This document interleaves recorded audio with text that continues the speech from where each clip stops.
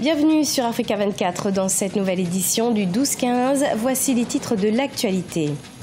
Les autorités guinéennes veulent développer le secteur minier en privilégiant les emplois locaux. Un secteur en pleine expansion en Guinée, mais les populations estiment parfois ne pas profiter de ces exploitations. Les autorités guinéennes prévoient une meilleure prise en compte du contenu local. Un accès à l'électricité pour tous d'ici 2024 au Rwanda. C'est ce que promet le gouvernement. Les autorités rwandaises encouragent depuis quelques années les investissements dans ce secteur des énergies renouvelables, notamment le solaire. Les détails dans cette édition. Et puis le portrait de Abdulrazak Mokhtar René, ce jeune technicien supérieur en maintenance industrielle, a remporté les 8e Jeux de la francophonie dans la discipline littérature, une première pour le Niger. Mais tout d'abord, le général de brigade Moussa Sinko Koulibaly a annoncé jeudi 30 novembre 2017 sa démission des forces armées maliennes. Le général et ancien ministre du Mali a décidé de se présenter à l'élection présidentielle de juillet 2018. Il se donne pour mission de contribuer autrement à trouver des solutions aux défis politiques, économiques, éducatifs, culturels et sociaux auxquels le Mali est confronté.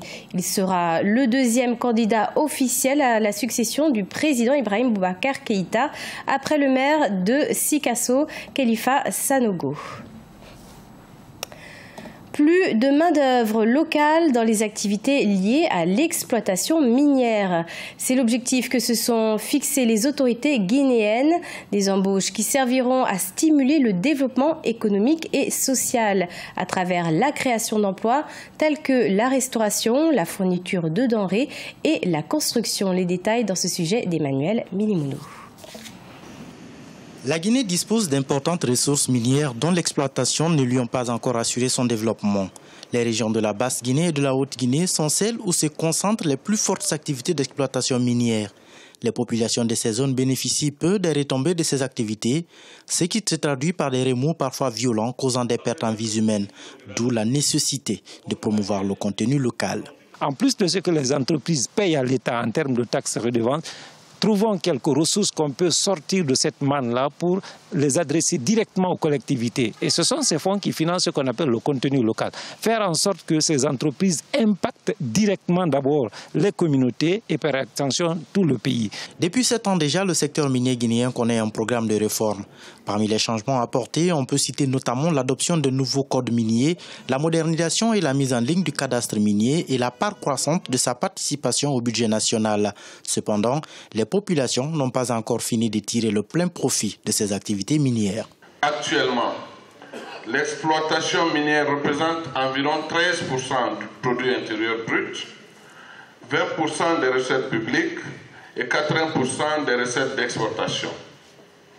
Malgré ces résultats notables, les bénéfices tirés de l'activité minière sont en deçà des attentes de nos populations. Que ce soit à Boké, Bofa, Kamsar, Sangaredi, Sigiri, Dingirai ou Kirouane, les activités minières ont connu une intensification ces dernières années, ce qui a permis au secteur de se hisser parmi les premiers pourvoyeurs en devises pour l'économie nationale. Seulement, les populations estiment parfois ne pas profiter de ces exploitations.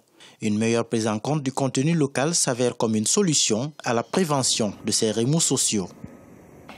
La Sierra Leone vend ce lundi 4 décembre 2017 un diamant de 709 carats au cours d'une vente aux enchères à New York. Une offre à 7,7 millions de dollars a déjà été proposée par un citoyen britannique, jugé trop faible par les autorités du pays car les fonds doivent servir à financer l'économie du pays. Baptisée le diamant de la paix, cette pierre marque une rupture avec le tristement célèbre trafic des diamants du sang selon les autorités sierra-léonaises, des pierres précieuses ayant servi à financer des conflits en Afrique. Découverte dans la province de Kono, ce diamant est la plus importante découverte en Sierra Leone depuis près d'un demi-siècle. Alors que le taux d'accès à l'électricité atteint actuellement 41% de toute la population au Rwanda, le pays ambitionne d'atteindre 100% en 2024.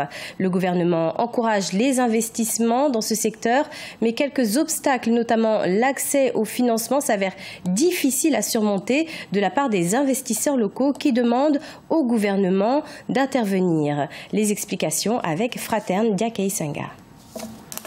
Selon le programme du gouvernement sur les 7 prochaines années, toute la population rwandaise aura accès à l'électricité en 2024, de 40,7% actuellement selon le ministère rwandais des infrastructures. Pour y arriver, le gouvernement encourage depuis quelques années les investissements dans le secteur des énergies renouvelables, notamment le solaire. Ce qui nous rend unique en tant que pays, c'est que nous connaissons exactement notre direction.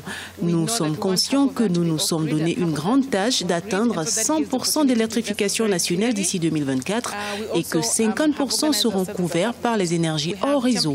C'est une grande opportunité pour les investisseurs et nous nous sommes arrangés en tant que gouvernement pour préparer les accords d'achat d'électricité et cela rend facile tout le processus de négociation pour l'investisseur. Les opérateurs privés représentent désormais 52% des projets de production et de transport d'électricité, selon le ministère des Infrastructures, avec plus de 70 sociétés opérant dans le solaire. Seulement, quelques obstacles font que seulement 4 sociétés soient les plus actives. Ce n'est pas le côté technique qui nous fait défaut. Le grand défi auquel on fait face est l'accès au financement pour pouvoir être efficace sur le marché.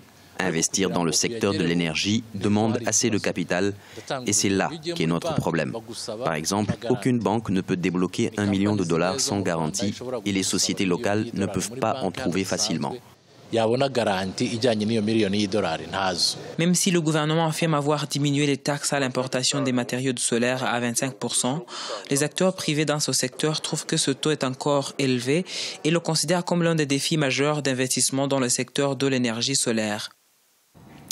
À 30 ans, Abdul Razak Mokhtar René est le premier Nigérien à remporter un prix de littérature du concours de la francophonie pour son pays à Abidjan en Côte d'Ivoire. C'est grâce à sa nouvelle « L'homme qui donne des baisers au vent », l'histoire d'un soldat et d'un enfant dans une rue, puis leur rencontre fatale au hasard d'une guerre, que ce passionné de littérature s'est distingué. Son portrait dans ce reportage de Sadou Alizé Mokhtar, notre correspondant au Niger. Âgé de 30 ans, Abdul Razak Mokhtar René, ce jeune passionné de littérature, est lauréat à plusieurs concours internationaux et a un recueil de nouvelles à son actif. Né le 1er janvier 1986 à Niamey, à l'âge de 16 ans, Razak René participe à un concours de nouvelles organisé en France où il reçoit un diplôme d'honneur. Et depuis lors, l'écriture devient pour lui une véritable passion. Sa carrière, bien que jeune, est tout de même très riche. Je suis auteur d'un recueil de nouvelles paru en 2010 aux éditions Edilivre, intitulé Le 20 d'avril. Et j'ai été lauréat de plusieurs concours, distingué à l'occasion de plusieurs concours littéraires internationaux, dont notamment le prix du jeune écrivain de la langue française en 2012. Et avec une nouvelle intitulée La dernière tombe. En 2017, c'est avec brio qu'il remporte la médaille d'or au 8e jeu de la francophonie à Abidjan en Côte d'Ivoire, avec sa nouvelle L'homme qui donne des baisers au vent. Aux côtés de Sarr Mohamed du Sénégal, médaille de bronze. L'homme qui donne des baisers au vent relate l'histoire d'un soldat et d'un enfant dans une rue, puis leur rencontre fatale au hasard d'une guerre. Mon engagement porte autour de ma plume. Je reste engagé à tenir toujours, à continuer à écrire. Je crois que c'est d'abord le premier serment d'un écrivain, c'est de rester attaché à sa plume. On dit que l'écrivain, quand il a la chance, il peut changer le monde. Je reste assez réaliste par rapport à cela. Mais mon engagement, le premier, je crois, que je dois de porter, c'est d'abord de continuer à écrire. Titulaire d'un diplôme de technicien supérieur en maintenance industrielle, pour le jeune Razak, la littérature, c'est la beauté de l'art pour l'art. À travers ses écrits, le jeune écrivain nigérien transmet de l'émotion. Et malgré sa formation scientifique et technique, Razak René reste un vrai passionné de la littérature. C'était le journal de la rédaction. Merci de l'avoir suivi. Retrouvez dans un instant une nouvelle édition de l'information sur Africa 24.